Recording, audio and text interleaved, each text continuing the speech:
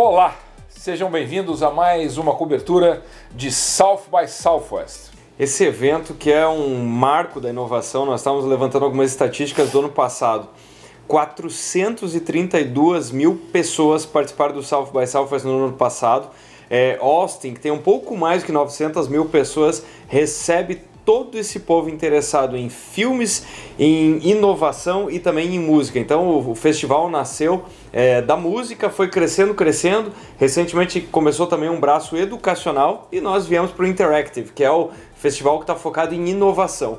A proporção é uma coisa monstruosa, né? Monstruosa. A cidade inteira se envolve, você parece estar envolto numa espécie de parque de diversões para quem de fato gosta de inovação, filme, cinema e tudo mais. Você está andando pela rua, de repente começa uma confusão, é algum ator famoso que está chegando, é algum diretor que está apresentando algum filme, é uma experiência ímpar e a gente não cansa de recomendar que quem tiver a oportunidade de vir, venha. Mas, para quem não pode vir, por restrição de tempo ou por qualquer outra restrição, é só assinar o AAA que a gente entrega a cobertura para vocês. E só para dar uma noção dessa história de que a cidade se converte no festival, tem o centro de convenções que é gigantesco, então quer dizer, o principal ballroom tem mais de 5 mil lugares. Ao redor do centro de convenções tem muitos hotéis que também tem uma infraestrutura fantástica. Nesses hotéis tem evento o tempo inteiro.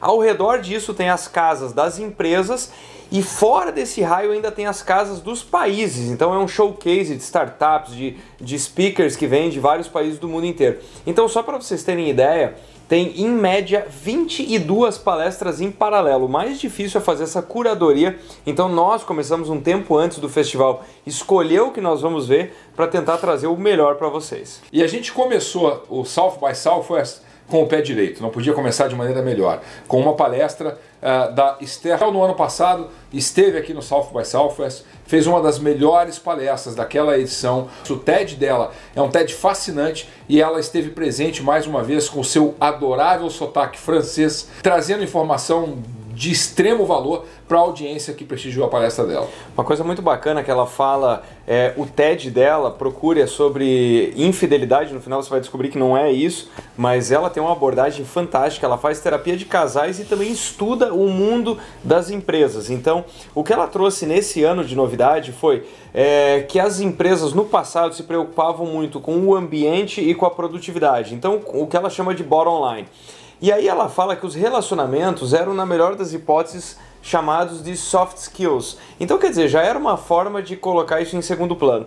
O que ela coloca agora é que a qualidade dos relacionamentos determinam a qualidade do output, muito em linha com uma série de estudos que estão saindo mostrando que em equipes, muito mais importante do que a qualidade dos integrantes da equipe, é importante a qualidade da interação e dos relacionamentos. E ela coloca, é isso que determina a qualidade do output do trabalho desempenhado por essas pessoas. Eu anotei uma frase dela, né? A qualidade dos relacionamentos no trabalho é que determina a sua possibilidade de ter sucesso. É muito interessante porque ela faz o tempo todo esse paralelo entre a experiência dela como uma conselheira, né? Uma psicóloga, psicoterapeuta, enfim, de casais, com o relacionamento no ambiente de trabalho, né? E ela fala da ansiedade que isso tem trazido no ambiente de trabalho, uma ansiedade que é trazida da vida das pessoas, porque os relacionamentos entre casais normalmente são preenchidos por essa ansiedade. Será que estou agradando o outro? Será que não estou? Será que estou cumprindo com as minhas expectativas? Será que não estou? E quando ela faz o paralelo com o mundo corporativo, com o mundo empresarial, isso simplifica, porque não é uma relação de um para um, é uma relação de um para muitos dentro do ambiente de trabalho, né? E ela fala que tem 3 paralelos que invadiram os relacionamentos pessoais e também determinam o ambiente de trabalho. Então, o primeiro conceito que ela traz é o Rise of Expectations, ou seja, o aumento das expectativas. Então ela fala que tanto em casa, o parceiro hoje tem que ser um amigo, um parceiro, um conselheiro, uma pessoa que entretenha intelectualmente, que seja um parceiro de esporte, de corrida, de tudo, uma figura que não existia no passado. Uhum. E o mesmo existe com quem coexiste no trabalho. Então, quer dizer, o parceiro de trabalho ele tem que ser complementar em absolutamente tudo. Então, quer dizer, todo mundo está tendo que ser uma heroína, um super-homem o tempo inteiro, tanto no ambiente de trabalho quanto quando chega em casa. O segundo aspecto que ela trouxe é as emoções dominando, né? Então ela fala que no passado tudo isso estava muito oculto, né? E agora nós temos o quê? O que ela chama de emotion capitalism, ou seja, um capitalismo das emoções, as emoções no centro de tudo. E a terceira desses aspectos que ela destaca, né, é como é que a gente faz essa transição para aquilo que ela chama de uma economia da produção para uma economia de serviço. Parece meio óbvio, né? Tudo bem, a gente veio de uma era industrial e agora está entrando uma era de serviço, mas vamos levar isso para o campo dos relacionamentos, né? No trabalho, a gente não ouvia falar na questão de liberdade de realização, né? Isso não eram coisas que estavam dentro do contexto quando você escolhia aonde você queria trabalhar, aonde você quer desenvolver a sua carreira. E hoje, muito mais do que essa preocupação com ter um bom ambiente de trabalho ou com ter uma boa remuneração, a preocupação da maioria das pessoas é com o que em inglês a gente chama de fulfillment, que é uma palavra sem uma tradução muito concreta para o português, mas é algo como a realização no sentido mais amplo, de se sentir fazendo parte de uma coisa maior. E aí a gente vê a conexão com toda essa conversa que está acontecendo hoje no mundo corporativo, quando a gente fala de propósito. E é muito interessante a provocação que ela fez da mudança, né, da produção para o serviço, que ela fala que no passado o sexo era sinônimo de ter filhos para ajudar em casa, para ter ajuda na lavoura, enfim, para você ter mais pessoas contribuindo. E o sexo se torna recreativo, então ela fala, sexo se tornou prazer como serviço. E nessa linha ela coloca que o que acontece, essa expectativa muda, o reconhecimento muda, e ela fala que os encontros deixaram de ser encontros amorosos e hoje mais se parecem com uma entrevista de emprego. Então quer dizer, uma pessoa está avaliando o currículo da outra para ver se é essa pessoa que vai completar todas aquelas lacunas. Enfim, são paralelos fascinantes, essa aproximação. Isso tem muito a ver com tecnologia, né, Alan? Que no final, esse espaço de trabalho e o espaço da vida pessoal, elas se confundem, elas se mesclam através das plataformas, da conectividade 24 horas, então é muito interessante essa análise dela, uma análise muito profunda e muito rica. E ela fala que o que está determinando a qualidade desses relacionamentos? Primeiro, o self-awareness, né, ou seja, a capacidade de se conhecer e se enxergar nesse meio. O accountability, que é a capacidade de você conseguir mensurar, ter domínio de contexto, enfim.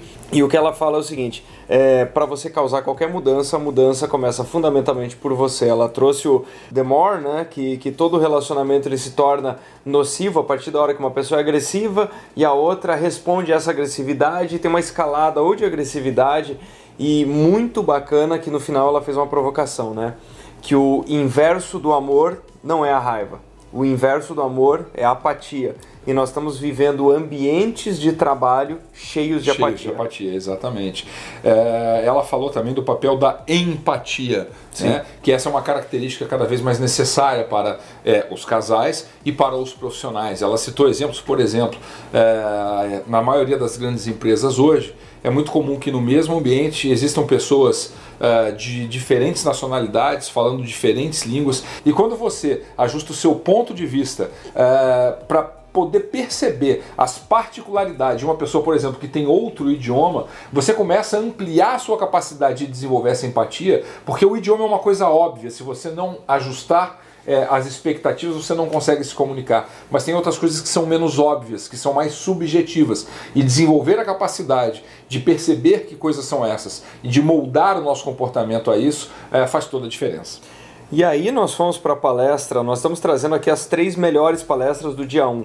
A segunda melhor palestra, sem sombra de dúvida, foi do Carey Liu, que falou The Future of Supermarkets. Então ele falou muito sobre o futuro do varejo em geral. Ele é um canadense brilhante que trabalha com vários aspectos de Big Data e inteligência artificial. E assim, eu vou destacar a primeira coisa que me chamou muito a atenção. A primeira delas é o seguinte, que nos últimos anos veio uma tendência de que parece que inteligência artificial resolveria tudo e dominaria tudo.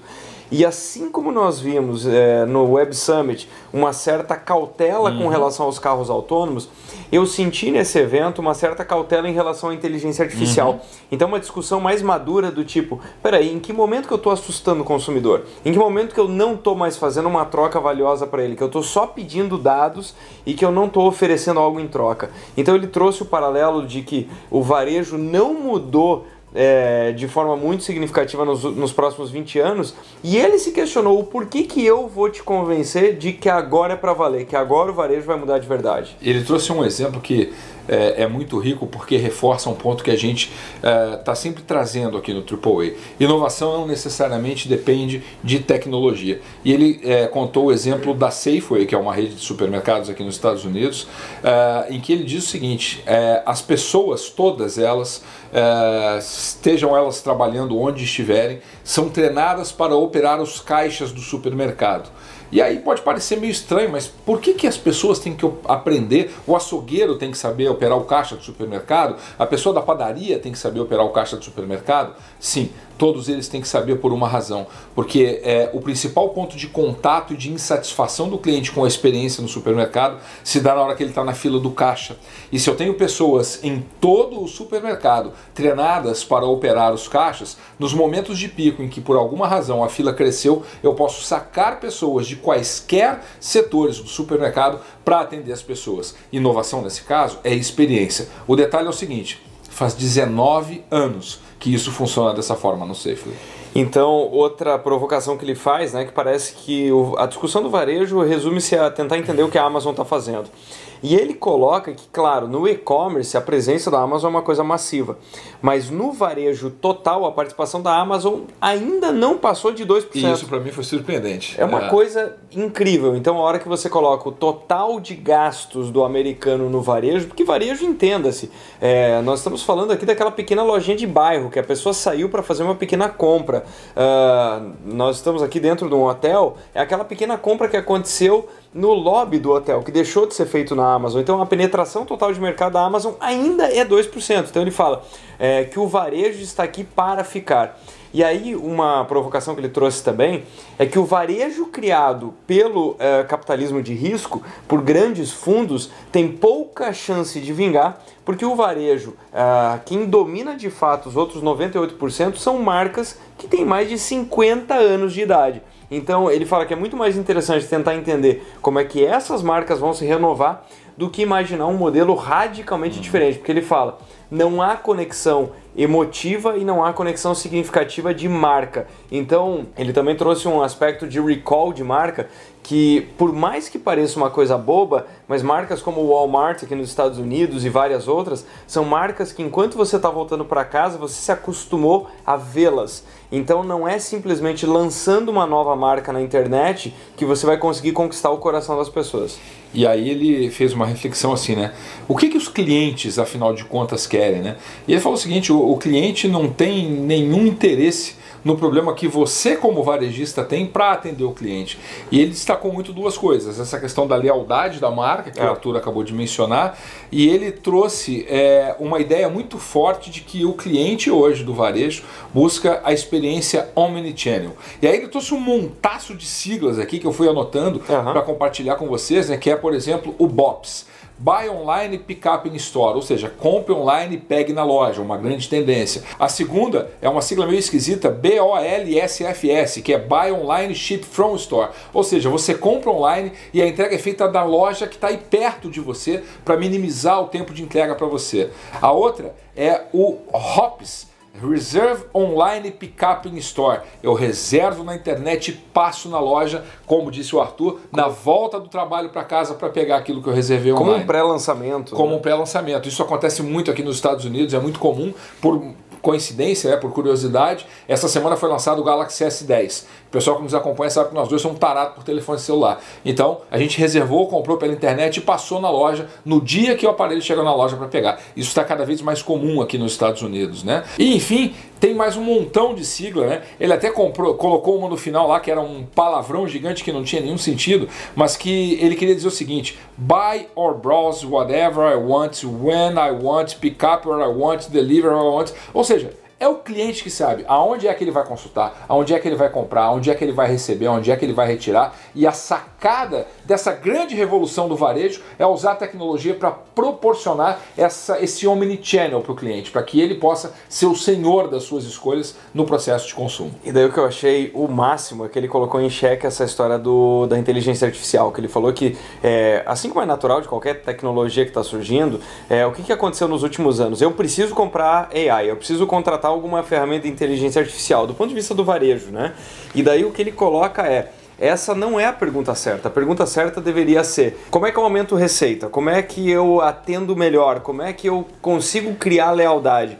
Então parece que era uma coisa tão charmosa ter inteligência artificial, e isso não vale só para o varejo, vale para qualquer tipo de empresa, que as pessoas saíram contratando de olho fechado, uma promessa muito vaga de resultado, e era do tipo: não, mas você precisa contratar para ver os resultados. Você vai poder ter um data lake, você vai poder ter muitos dados e dali vão emergir respostas. Ele falou: isso é uma grande mentira, você precisa ter um objetivo muito claro.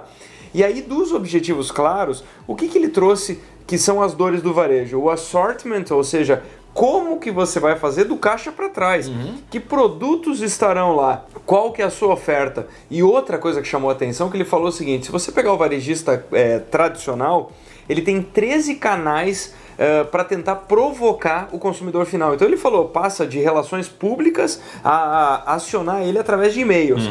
E o número que eu fiquei assustado, que ele falou: então, se você pegar um varejista comum, se você multiplicar o número de canais que ele tem, o número de produtos, o número de lojas, a gente está falando de alguma coisa como 33 bilhões de combinações de ofertas que você pode fazer. Então ele falou, é nesse mundo de complexidade que a AI entra muito bem, que você vai pegar canais diferentes, estratégias diferentes, preços diferentes e produtos. Então, quando você coloca isso, ele fala, no final, a inteligência artificial não deveria estar assustando o cliente para coletar qualquer dado e mandar uma oferta creepy, né? Ou seja, eu vi tal produto na loja, eu chego em casa, esse produto está me assustando no e-mail ou no Facebook.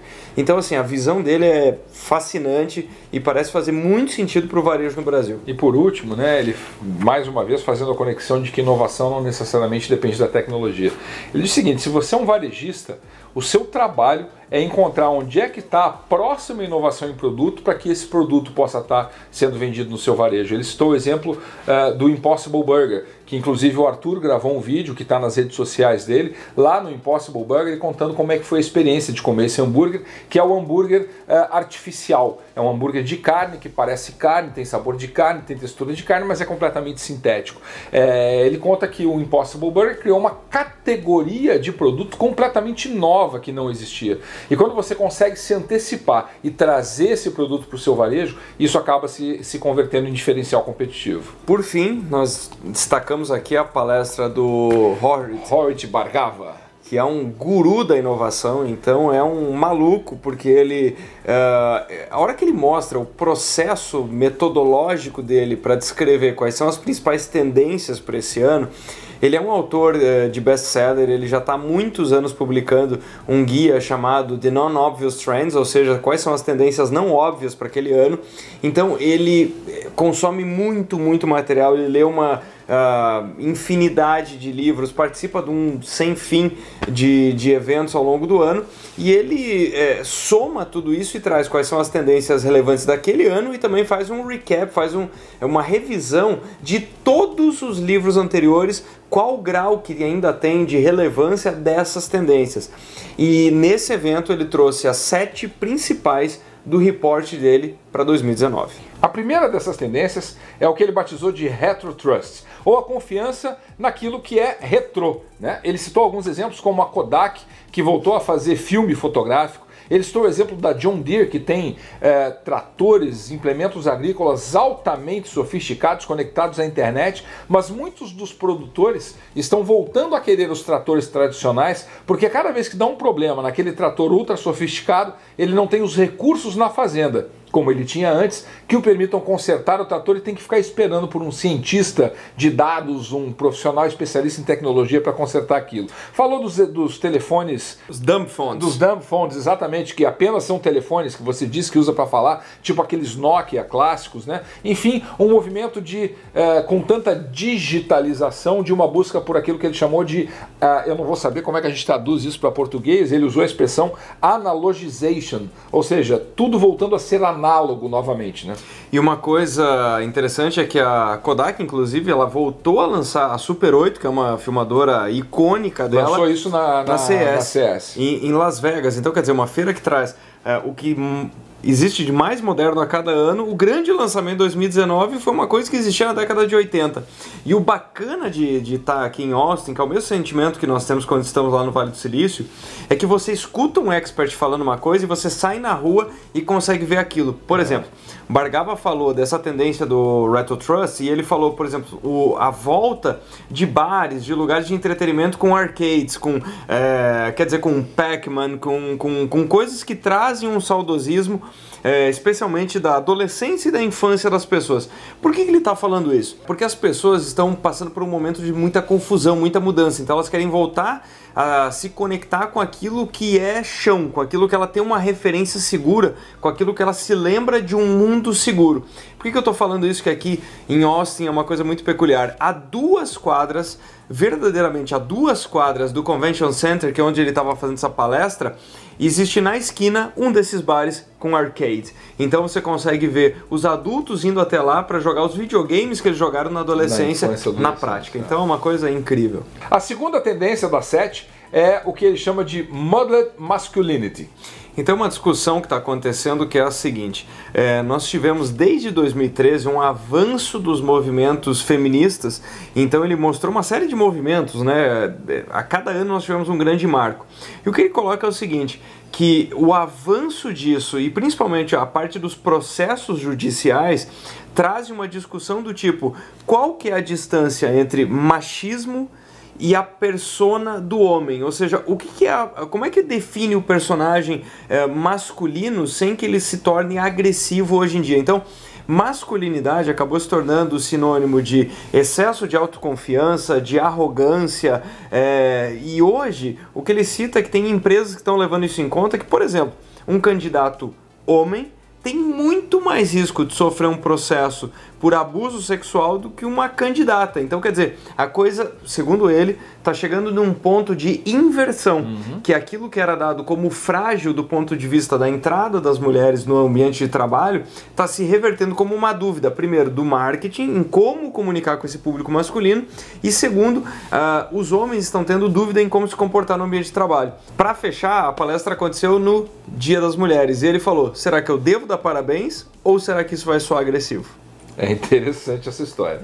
Terceira dessas tendências, Innovation Envy. Ou seja, inovação se tornou uma buzzword tão forte que parece que está gerando uma espécie de inveja pela inovação. E aí, quando alguém cria alguma coisa nova, desenvolve-se uma espécie de um estudo de caso no qual todo mundo se baseia para começar a adotar aquela mesma inovação. Então, aí ele fala o seguinte, né? Será que aquilo que é de fato inovador pode ter um estudo de caso? Ou será que aquilo que é de fato inovador simplesmente não pode ter um estudo de caso? Porque se teve um estudo de caso é porque já foi feito e afinal de contas não é tão inovador assim. E daí ele trouxe 2 exemplos maravilhosos, deliciosos, que primeiro era da mesa de ping-pong, né? Que ele fala, tal empresa é muito inovadora, eu visitei ela, tem uma mesa de ping-pong, logo se eu colocar uma mesa de ping-pong... também me tornarei inovador. E o segundo ele falou, então não deu certo com a mesa de ping-pong, faça um hackathon, vai dar tudo certo.